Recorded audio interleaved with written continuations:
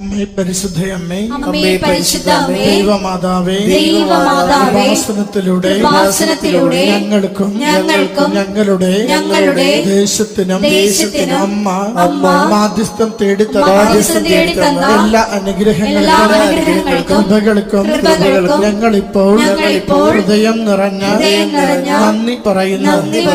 അമ്മേ പരിശുദ്ധയമ്മേ, ദൈവമാതാവേ, 2004 ഡിസംബർ 7-ാം തീയതി ഉച്ചകഴിഞ്ഞ് 2:30 ഉപാസനത്തിൽ സംഭവിച്ച അമ്മയുടെ പ്രത്യക്ഷപ്പെടലിനെ കുറിച്ച് സഭയ്ക്ക് സമർപ്പിച്ചിരിക്കുന്ന പഠനരേഖകളുടെ വസ്തുനിഷ്ഠവും ദൈവശാസ്ത്ര വിധിപ്രകാരമുള്ളതുമായ അന്വേഷണ പഠനങ്ങൾ നടത്തി പ്രത്യക്ഷപ്പെടലിലൂടെ പ്രകടമായ ദൈവമാതാവിന്റെ പ്രത്യേക കരുതലും സംരക്ഷണവും വെളിപ്പെടുത്തുന്ന പീഡിതരുടെ ആശ്വാസം പ്രവാചകന്മാരുടെ വാഗ്ദാനത്തിന്റെ പേടകവും പ്രപഞ്ച പ്രകൃതിയുടെ മാതാവുമായ പരിശുദ്ധമ്മയുടെ തിരുസഭയിൽ കൂടുതൽ പ്രചരിച്ച് ജീവിതത്തിന്റെ ദുരിത ദുരന്ത അവസ്ഥകളിൽ അകപ്പെട്ട് കഴിയുന്ന അനേകായിരം മക്കൾക്ക് ദൈവത്തിന്റെ സാന്നിധ്യവും കൂടുതൽ അനുഭവിക്കുക വഴി ആത്മീയ വിശുദ്ധിയും ദൈവശക്തി കൈവരിക്കുവാൻ ഞങ്ങളുടെ കുടുംബങ്ങളെ ഇടയാക്കണമേ. അമ്മേ പരിശുദ്ധയമ്മേ, ഭൂസ്വർലോകങ്ങളുടെ രാജ്ഞിയായ അങ്ങേക്ക് ഭൗമ സംരക്ഷണത്തിനായി പ്രപഞ്ച പ്രകൃതിയെ തിരുസഭ പ്രതിഷ്ഠിക്കുവാൻ ഈ പ്രത്യക്ഷീകരണം വഴി ഇടയാക്കണമേ. പരിശുദ്ധമ്മേ, ജപമാല മാതാവേ, സകല കൃപാസനം പ്രാർത്ഥനകളോടും ചേർത്ത് ഞങ്ങളിപ്പോൾ പ്രാർത്ഥിക്കുന്ന ഈ സമൂഹത്തിന്റെ പ്രത്യേക നിയോഗവും നമ്മുടെ എല്ലാ അപേക്ഷകളെയും ആവശ്യങ്ങളെയും കൃപാസന മാതാവിന്റെ സംരക്ഷണയിൽ ഈശോനാഥന് സമർപ്പിക്കാം.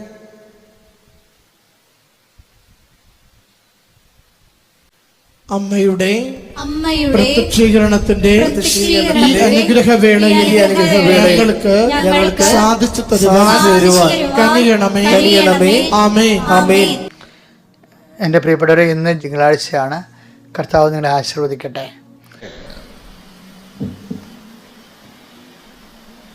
ഉടമ്പടി ഒരു ജീവിതക്രമമാണ്.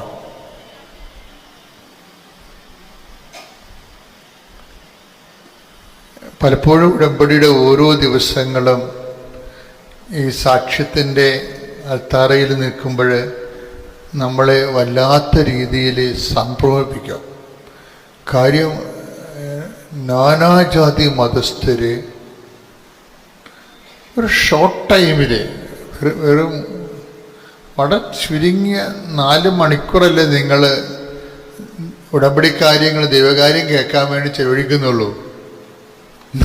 40 വർഷം ദൈവകാര്യം കേൾക്കാൻ വേണ്ടി ചെലവഴിച്ചതിനേക്കാൾ എക്സ്പീരിയൻസാണ് ചിലർ 40 വർഷമൊക്കെ ഈ ദൈവകാര്യം കേട്ടിട്ടും ഇന്നുവരെ പച്ച പിടിക്കാത്ത ആൾക്കാരുണ്ട്. ഇത് 4 മണിക്കൂറാണ് ഇത് കേൾക്കണത്, ദൈവകാര്യം കേൾക്കണത്. പക്ഷെ അവരതിൻ്റെ റൈറ്റ് ഇൻവെസ്റ്റ്മെന്റ് നടത്തും. നമ്മൾ എന്ത് കേൾക്കുന്നു എന്നുള്ളതല്ല പ്രശ്നം. കേൾക്കുന്ന സമയങ്ങളിൽ തന്നെ നമ്മൾക്ക് അതിൻ്റെ സംശയങ്ങൾ ഓട്ടോമാറ്റിക്കായിട്ട് നിവാരണം ചെയ്യപ്പെടണം. ഈ ദൈവം നമ്മളെ പഠിപ്പിക്കുന്ന ഒരു രീതിയുണ്ട്. ചിലപ്പോൾ ഞാനായിരിക്കും അവിടെ നിന്നുകൊണ്ട് ഈശോയുടെ നാമത്തിൽ സംസാരിക്കണത്. പക്ഷേ ചിലര് ഇതിൻ്റെ അകത്ത് ഈ അതായത് take the bread of God അവരെല്ലാവരും ദൈവത്താൽ പഠിപ്പിക്കപ്പെടും. യോഹന്നാൻ 6:45. യോഹന്നാൻ 6:45. അവരെല്ലാവരും ദൈവത്താൽ പഠിപ്പിക്കപ്പെട്ടവരാകും എന്ന് പ്രവാചക ഗ്രന്ഥങ്ങളിൽ എഴുതപ്പെട്ടിരിക്കുന്നു. ഇപ്പൊ എല്ലാവരുമാണ്, അല്ലാതെ കുറച്ചു പേര് സെമിനാരിൽ ചേർന്ന് വൈദിക വിദ്യാർത്ഥികളായിട്ട് കുറെ 10 കൊല്ലം പഠിക്കണ അങ്ങനെയുള്ള കക്ഷികൾ മാത്രമല്ല. ദൈവത്തിൻ്റെ വാക്കുകൾ വളരെ സുതാര്യവും ലളിതവും ഹ്രസ്വവും ആണ്. എന്താണ്? അവരെല്ലാവരും ദൈവവചനം കേൾക്കുന്ന എല്ലാവരും ദൈവത്താൽ പഠിപ്പിക്കപ്പെടാനുള്ള സാധ്യതയുണ്ട്. എപ്പോഴും നമ്മൾ ആ സാധ്യത മനസ്സിലാക്കണം. ഞങ്ങളൊക്കെ വചനം പറയുമ്പോഴും നിങ്ങളൊക്കെ ജോസഫ് വചനമല്ല, ഞാനതിന് ശബ്ദം നൽകുന്ന മാത്രമേ ഉള്ളൂ. ദൈവത്തിൻ്റെ റിട്ടേൺ വേർഡ് ഓഫ് ഗോഡിന് ഞാനൊരു സൗണ്ട് ചെയ്ത് കൊടുക്കും, ഞാൻ ശബ്ദം കൊടുക്കും. എന്നുവെച്ചാൽ നിങ്ങളുടെ കയ്യിലിരിക്കുന്നത് അപ്പാരറ്റസ് ചെവിയല്ലേ അല്ലേ? അപ്പം ചെവിക്ക് പറ്റുന്ന രീതിയിൽ ഞാൻ ഇനി ശബ്ദം കൊടുക്കാൻ, ശബ്ദസംബന്ധമായ കാര്യങ്ങളല്ലേ ചെവി അക്സെപ്റ്റ് ചെയ്യത്തുള്ളൂ. അപ്പം എന്നെ സംബന്ധിച്ചിടത്തോളം ഞാൻ എന്താ ചെയ്യണത്? ദൈവത്തിൻ്റെ വാക്കുകൾ എടുത്തിട്ട് നിങ്ങളുടെ ചെവിക്കും എൻ്റെ ചെവിക്കും പറ്റുന്ന രീതിയിൽ ഞാൻ അതിനെ ശബ്ദം കൊടുക്കും അതിന്. അപ്പം നിങ്ങളത് കേൾക്കുകയാണ് ചെയ്യണത്. ഇപ്പം ചിലരെന്ത് ചെയ്യും, അത് മനുഷ്യനാൽ പഠിപ്പിക്കുന്ന പോലെയും ആകും, ദൈവത്താൽ പഠിപ്പിക്കുന്ന പോലെയും ആകും. ഇപ്പം നിങ്ങളൊരു 100 പേരുണ്ടെന്ന് വിചാരിച്ചോ, 50 പേർക്ക് ഞാൻ ജോസഫ് അച്ഛൻ പഠിപ്പിച്ച പോലെയാവും, മനുഷ്യൻ പഠിപ്പിച്ച പോലെയാവും. 50 പേർക്ക് ദൈവം പഠിപ്പിച്ച പോലെയാവും. അതെങ്ങനെ അറിയാൻ പറ്റും? ചിലക്ക് കേൾക്കുമ്പോൾ തന്നെ സംശയങ്ങൾ ഓട്ടോമാറ്റിക്കായിട്ട് മാറിക്കൊണ്ടിരിക്കും. ചിലക്ക് സംശയങ്ങൾ വന്നുകൊണ്ടിരിക്കും. ഇതാണ് സംഭവം. ഈ സംശയങ്ങൾ വന്നുകൊണ്ടിരിക്കുമ്പോൾ അവർക്ക് ക്ലാരിഫിക്കേഷൻ കിട്ടണില്ല എന്നർത്ഥം. ക്ലാരിഫിക്കേഷൻ കിട്ടണില്ല. നമുക്ക് നമ്മൾ ഇരുട്ടത്ത് ഇറങ്ങി നടക്കുകയാണ്, നമുക്ക് വ്യക്തമായിട്ട് കാണാൻ പറ്റണില്ല എന്നുണ്ടെങ്കിൽ നടക്കാൻ പറ്റില്ല നമുക്ക്, അല്ലേ?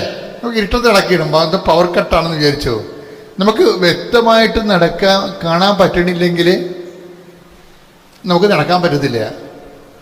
കാര്യം വചനത്തെ സംബന്ധിച്ചിടത്തോളം വചനത്തെക്കുറിച്ചുള്ള ഒരു വാക്യം എന്ന് പറയുന്നത്, ദൈവത്തിൻ്റെ വചനം തൻ്റെ പാദങ്ങൾക്ക് ദീപവും പാതയിൽ പ്രകാശവുമാണ്. Take the word of God. 119 സങ്കീർത്തനം 105 തിരുവചനം. 119 സങ്കീർത്തനം 105 തിരുവചനം. അങ്ങയുടെ വചനം, അങ്ങയുടെ വചനം എന്റെ പാദത്തിന് വിളക്കും പാതയിൽ പ്രകാശവുമാണ്.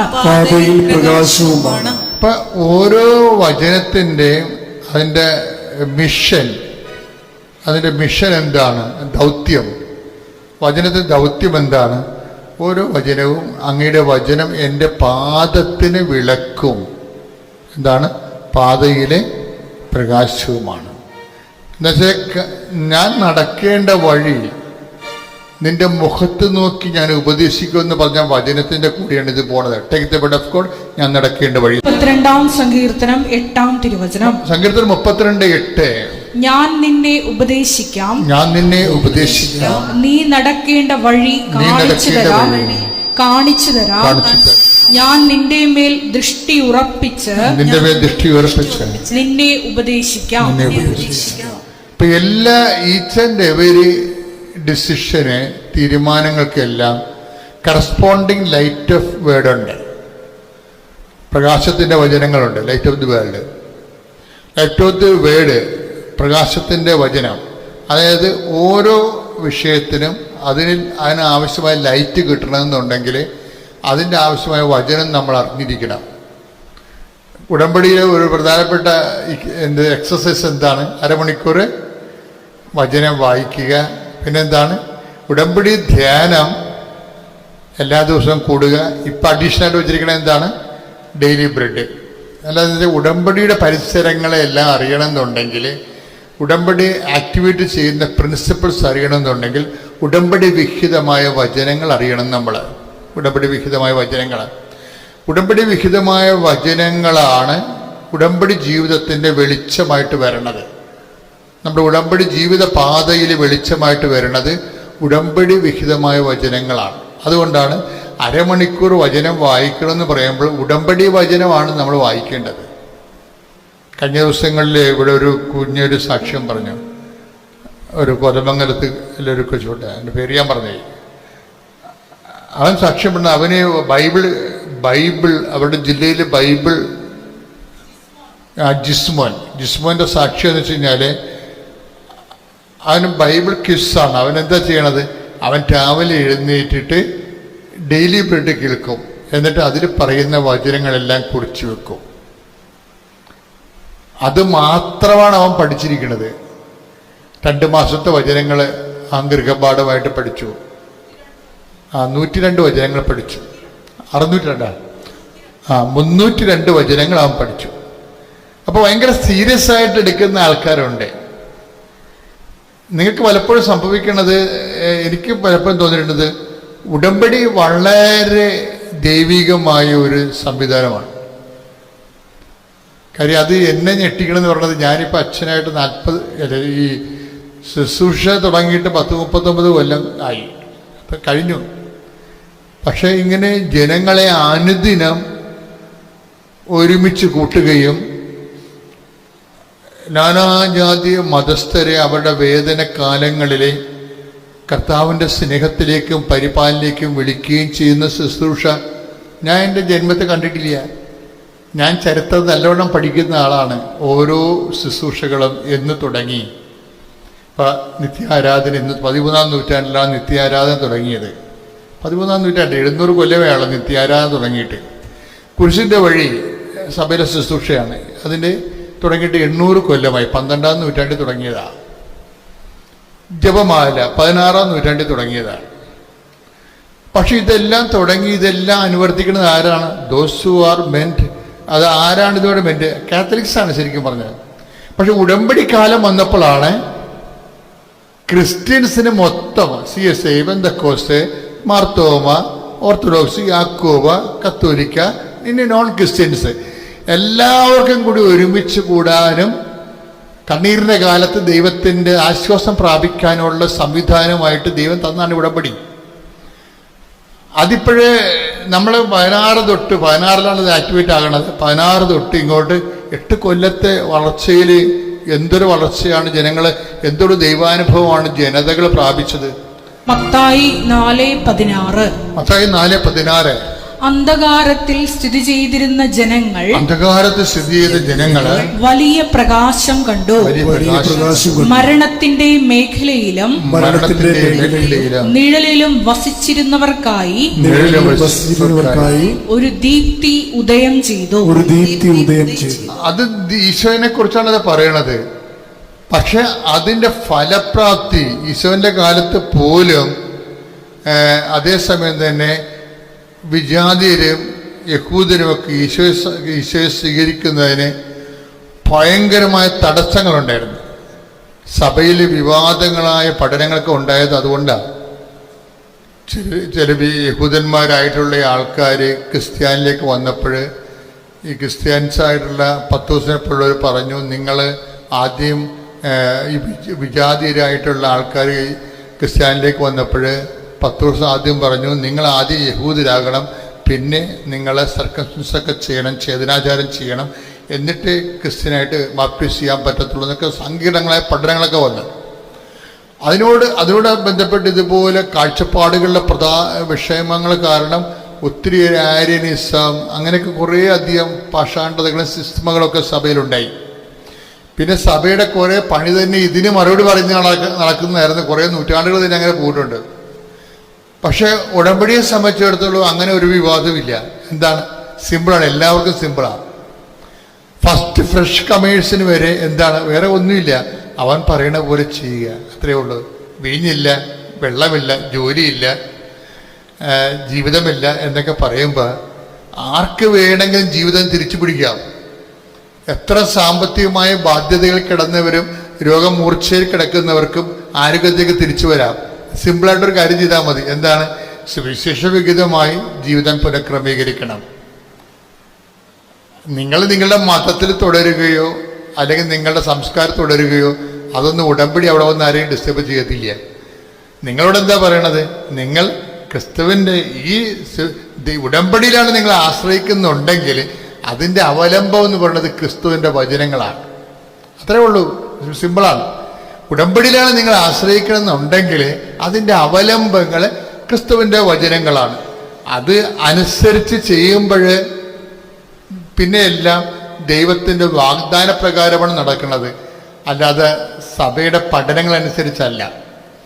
അതായത് വ്യത്യാസം അതാണ്. അതുകൊണ്ടാണ് ഞാൻ നോൺ ക്രിസ്ത്യൻസിനെ ഡിസ്റ്റർബ് ചെയ്യാത്തതിൻ്റെ കാരണം. നിങ്ങൾക്കുണ്ടാകുന്ന ദൈവാനുഭവങ്ങൾ ഇപ്പം ഞങ്ങൾക്ക് കാത്തലിക്സ് സഭയുടെ പഠനങ്ങൾക്കാണ് പ്രധാനം. ദൈവവചനം പോലെ പ്രാധാന്യമാണ് സഭയുടെ പഠനങ്ങൾക്കും. കാര്യം ഞങ്ങൾക്ക് അതിൻ്റെ ആ മേഖലയിൽ ഞങ്ങൾക്ക് കൂടുതൽ ബോധ്യങ്ങൾ തന്നിട്ടുണ്ട് സഭ. നിങ്ങളെ സംബന്ധിച്ചിടത്തോളം നിങ്ങളെ പ്രശ്നമേഴ്സാണ് വരണത്. നിങ്ങളെ സംബന്ധിച്ചിടത്തോളം എന്താ സംഭവം? നിങ്ങളുടെ ആധാരങ്ങൾ എന്താണ്? വചനമാണ് നിങ്ങളുടെ ആധാരം. നിങ്ങളുടെ അവലംബം എന്താണ്? ആ വചനം അവൻ പറയണ പോലെ ചെയ്യുന്നതാണ്. അപ്പം നിങ്ങളുടെ റിസ്ക് തീർന്ന്, നിങ്ങൾക്ക് കടമാണ്, രോഗമാണ്, നിങ്ങളുടെ ജീവിതത്തിൽ സമാധാനമില്ല, നിങ്ങൾ അതിൻ്റെ അകത്ത് ആശ്രയം വെച്ചിരിക്കുന്നത് ഉടമ്പടിയാണ്. ഉടമ്പടി അവലംബങ്ങളെന്ന് പറയുന്നത് കർത്താവിൻ്റെ വചനങ്ങളാണ്. അപ്പോൾ അതുകൊണ്ട് അവൻ പറയണ പോലെ ചെയ്തുകൊണ്ട് ദൈവസ്നേഹത്തോടെ മുന്നേറുന്നവരെ നിങ്ങൾക്കറിയാമല്ലോ. വാഗ്ദാനത്തിൻ്റെ ഏറ്റവും വലിയ വാഗ്ദാനത്തിൽ 100% അടിസ്ഥാനപ്പെടുത്തിയുള്ള ഒരുപക്ഷെ ഏക ആധ്യാത്മിക പരിചരണമാണ് ഈ ഉടമ്പടി. എന്താ കാര്യം? ഉടമ്പടി അവലംബപ്പെടുത്തിക്കുന്നത് അതിൻ്റെ അടിസ്ഥാനം എന്താണ്? ദൈവത്തിൻ്റെ വാഗ്ദാനമാണ്. വാഗ്ദാനം എന്തുമാത്രമാണെന്നാണ് വിചാരിക്കണത്? അതായത് 8850 വാഗ്ദാനങ്ങളുണ്ട്. ഈ വാഗ്ദാനങ്ങളിലാണ് ഉടമ്പടി വർക്ക് ചെയ്യണത്, അല്ലാതെ മറ്റ് പഠനങ്ങളിലല്ല. അതാണ് എൻ്റെ അക്രൈസ്തവരുടെ ഏറ്റവും വലിയ ഗുണം അതാണ്. കാര്യം അവരെ സംബന്ധിച്ചിടത്തോളം ദൈവം ഉടമ്പടി വർക്ക് ചെയ്യണത് സഭാ പഠനങ്ങളെ അടിസ്ഥാനപ്പെടുത്തിയല്ല. എന്താണ് ഉടമ്പടി വർക്ക് ചെയ്യണത്? അക്രൈസ്തവർക്ക് ഉടമ്പടി വർക്ക് ചെയ്യണത് ദൈവത്തിൻ്റെ വാഗ്ദാനങ്ങളെ അടിസ്ഥാനപ്പെടുത്തിയാണ്. ദൈവം വാഗ്ദാനങ്ങളിൽ വിശ്വസ്തനാണ്. അതുകൊണ്ടാണ് നിങ്ങൾ അവിശ്വസ്തരായിരുന്നാലും അവൻ വിശ്വസ്തനായിരിക്കും. കർത്താവേ, നിന്റെ ഉന്നതമായ നാമത്തിന് സ്തോത്രം ചെയ്യുന്നു. കർത്താവേ, നിന്റെ വിശുദ്ധ പൗരോഹിത്യത്തെ മഹത്വപ്പെടുത്തണമേ. കർത്താവെ, സഭയിലുള്ള സാന്നിധ്യം പ്രകടമാക്കണമേ. അമ്മേ, പരിശുദ്ധമേ, ദേവമാതാവേ, എല്ലാ മക്കൾക്കും വേണ്ടി പ്രഭാതത്തിൽ മാധ്യസ്ഥം വഹിക്കണമേ. അമ്മേ, അമ്മയുടെ മാധ്യസ്ഥം ഇന്നും മുഴുവൻ നിറഞ്ഞു നിൽക്കണമേ. ഞങ്ങൾ വീണ്ടും എല്ലാ ഉത്തരവാദിത്തവും നിറവേറ്റിക്കൊണ്ട് തിരിച്ച് ഭവനത്തിലേക്ക് വരുന്നത് വരെ, ഞങ്ങൾ വിശ്രമിക്കുന്ന ഇടങ്ങളിലേക്ക് ചെല്ലുന്നത് വരെ അമ്മയുടെ മാധ്യസ്ഥം ഞങ്ങളിൽ നിറഞ്ഞു നിൽക്കണമേ. ഓരോ ഈ പ്രാർത്ഥനയിൽ പങ്കെടുക്കുന്ന ഓരോ മക്കൾക്കും അങ്ങ് നിറഞ്ഞു നിൽക്കാൻ പ്രാർത്ഥിക്കുന്നു. എൻ്റെ കർത്താവിൻ്റെ ഉന്നതമായ നാമത്തെ ആശ്രയിക്കപ്പെടട്ടെ. എൻ്റെ കർത്താവിൻ്റെ തിരുമുറുകാടുന്ന വലതുകരത്തിൻ്റെ ശക്തിയാൽ നിങ്ങൾ ആശ്രയിക്കപ്പെടട്ടെ. നമ്മുടെ കർത്താവിൻ്റെ മുൾക്കെടുത്ത് നോക്കുന്ന വിശുദ്ധമായ രക്തത്തിൻ്റെ ശക്തിയാൽ നിങ്ങൾ ആശ്രയിക്കപ്പെടട്ടെ. കർത്താവിൻ്റെ ഉന്നതമായ നാമത്തെ നിങ്ങൾ ആശ്രയിക്കപ്പെടട്ടെ. ഇന്ന് വരെ കൃപാസനത്തിൽ അല്പം അർപ്പിച്ചിട്ടുള്ള 1000കണക്കിന് ദൈവബലിയുടെ ശക്തിയാൽ നിങ്ങൾ ആശ്രയിക്കപ്പെടട്ടെ. ഇന്നു മുതൽ കൃപാസനത്തിലുള്ള 10,000കണക്കിന് ആരാധന ശക്തിയാൽ നിങ്ങൾ ഇന്നത്തെ ദിവസം ആശ്രയിക്കപ്പെടട്ടെ. ഞാൻ കരയിലും കടലിലും നടത്തിയിട്ടുള്ള 1000കണക്കിന് ധ്യാനങ്ങളുടെ ശക്തിയാൽ നിങ്ങൾ ആശ്രയിക്കപ്പെടട്ടെ. എൻ്റെ കർത്താവിൻ്റെ ഉന്നതമായ നാമത്തിൽ നിങ്ങളെ ഭാരപ്പെടുത്തുന്ന വിഷയത്തിന് മേൽ ദൈവതീരുമാനം ഉണ്ടാകട്ടെ. നിങ്ങളെ ഭാരപ്പെടുന്ന വിഷയത്തിന് മേൽ ഇന്ന് ദൈവതീരുമാനം ഉണ്ടാകട്ടെ. നിങ്ങളെ പ്രതിരോധിക്കുന്ന വ്യക്തികൾ ഇന്ന് യേശുക്രിസ്തു നീങ്ങിപ്പോകട്ടെ. നിങ്ങളെ പ്രതിരോധിക്കുന്ന വ്യക്തികൾ ഇന്ന് യേശുനാമം നീങ്ങിപ്പോകട്ടെ. നിങ്ങളെ അഭിമുഖീകരിക്കുന്ന തടസ്സങ്ങൾ ഇന്ന് ഉത്തിതനായ കർത്താവിൻ്റെ ശക്തിയാൽ മാറിപ്പോകട്ടെ. നിങ്ങൾ അഭിമുഖീകരിക്കുന്ന തടസ്സങ്ങൾ യേശുക്രിസ്തു ശക്തിയാൽ മാറിപ്പോകട്ടെ. കർത്താവെ, കടന്നു വരണമേ. കർത്താവെ, ശക്തി ഒഴുക്കണമേ. കർത്താവെ, ഈ പ്രാർത്ഥനയിൽ ഭക്തിയോടെ പങ്കെടുക്കുന്ന 10,000കണക്കിന് മനുഷ്യരുണ്ട്. കർത്താവെ, അവരെല്ലാം നീ ആശീർവദിക്കണം. അവിടെ ഇടങ്ങളിലെല്ലാം നീ കയറി ചെല്ലണം. അവിടെ സങ്കടങ്ങളിലും ഒറ്റപ്പെട്ടു പോയ നിമിഷങ്ങളിലെല്ലാം കർത്താവിൻ്റെ ശക്തി നിങ്ങളിലേക്ക് ആപസിക്കട്ടെ. കർത്താവെ, നിങ്ങളുടെ മക്കളെ, നിങ്ങളുടെ സാമ്പത്തികമായ ജീവിത വിഷയങ്ങൾ, നിങ്ങളുടെ കുടുംബത്തിലുണ്ടാകുന്ന മക്കളെക്കുറിച്ചുള്ള വേദനകൾ, ജീവിത പങ്കാളിയെക്കുറിച്ചുള്ള നൊമ്പരങ്ങൾ, നിന്റെ ഭവനത്തെ നിന്റെ പാർപ്പിടത്തെക്കുറിച്ചുള്ള സങ്കടങ്ങൾ, യേശുക്രിസ്തു നാമത്തിൽ അത് പരിഹരിക്കാനുള്ള നിന്റെ മുഴുവൻ ഉദ്യമങ്ങൾ, നിന്റെ വീട്ടിൽ വെള്ളം കയറാതെ, തണുക്ക് തറ ഈർക്കാതെ, നിന്റെ സ്ഥലങ്ങളെല്ലാം പല വ്യക്തികളും കുടുംബത്തിൽ പലതര ശ്വാസം മുട്ട അനുഭവിക്കുന്നുണ്ട്. ചില ആൾക്കാർ ചില സൈഡിലൊക്കെ കാട് വളർന്നു നിൽക്കണ കാരണം അത് ഉടയക്കാതെ വെട്ടണമില്ല, പാമ്പുകളെല്ലാം നമ്മുടെ വീട്ടിൽ കയറി വരുന്നു, പറഞ്ഞിട്ട് കേൾക്കണമില്ല, അങ്ങനെ വിഷമിക്കുന്നവരുണ്ട്. അതുപോലെ തന്നെ മറ്റുള്ളവരൊക്കെ തീയും പുകയൊക്കെ ഇടുമ്പോൾ അതുപോലെ സമീപത്തുള്ള ഫാക്ടറികളിൽ നിന്നുമൊക്കെ എല്ലാം അതുപോലെ തന്നെ മറ്റു തരത്തിലുള്ള മൃഗങ്ങളെയും മറ്റു ജീവികളെയും വളർത്തുന്ന മൂലം അതുപോലെ തന്നെ പൊടിയുടെ യന്ത്രങ്ങൾ മൂലമൊക്കെ ഒത്തിരി പൊടിയും ശ്വാസവും മുട്ടി കർത്താവ് പലതരത്തിൽ ചില സ്വരത്തിലൊക്കെ പാട്ട് വെച്ചിട്ട് മക്കൾക്ക് പഠിക്കാൻ പോലും പറ്റാത്ത രീതിയിൽ ഇങ്ങനെ ഇവിടുന്ന് എവിടെയെങ്കിലും വിറ്റ് ചുട്ട് എവിടെയെങ്കിലും പോയി ഒളിച്ചാൽ മതിയെന്ന് വിചാരിച്ചുകൊണ്ട് സങ്കടപ്പെടുന്നവർ, ശ്വാസം മുട്ടി മനസ്സ് മടുത്ത് ജീവിക്കുന്നവരുണ്ട്. ഈശോയെ, അവരെ എല്ലാം നീ ആശീർവദിക്കണം. അവരെ എല്ലാം സാഹചര്യം പൊക്കിയെടുത്തുകൊണ്ട് വരണം കർത്താവെ. പലരും കർത്താവെ പലതരത്തിലുള്ള മലീമസമായ ജീവിത സാഹചര്യങ്ങളിൽ പെട്ടുപോയിരിക്കുന്നവരുണ്ട് ഈശോയെ. ചിലർക്ക് വഴിയില്ല, ചിലർക്ക് മണിക്കൂറോളം നടക്കണം ചില കാര്യങ്ങൾ നേടാൻ വേണ്ടി.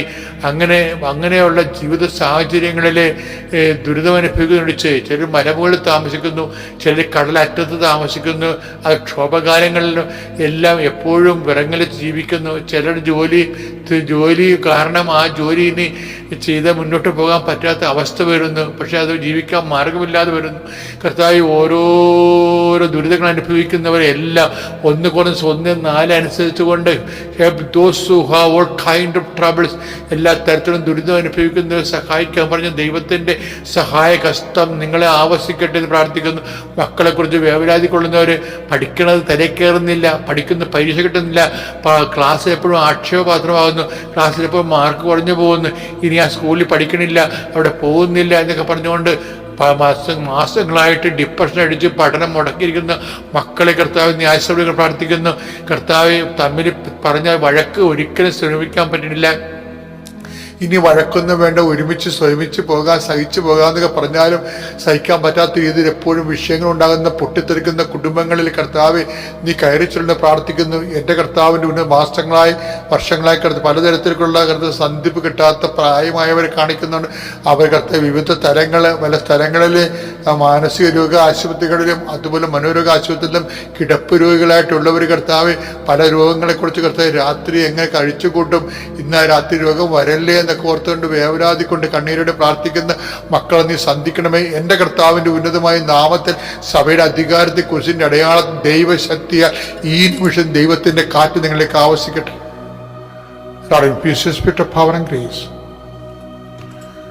ശ്വാസപ്രമാണം. സർവശക്തനായ പിതാവും ആകാശത്തിന്റെയും ഭൂമിയുടെയും സൃഷ്ടാവുമായ ദൈവത്തിൽ ഞാൻ വിശ്വസിക്കുന്നു. അവിടുത്തെ ഏകപുത്രനും ഞങ്ങളുടെ കർത്താവുമായ ഈശോമിശിഹായിലും ഞാൻ വിശ്വസിക്കുന്നു.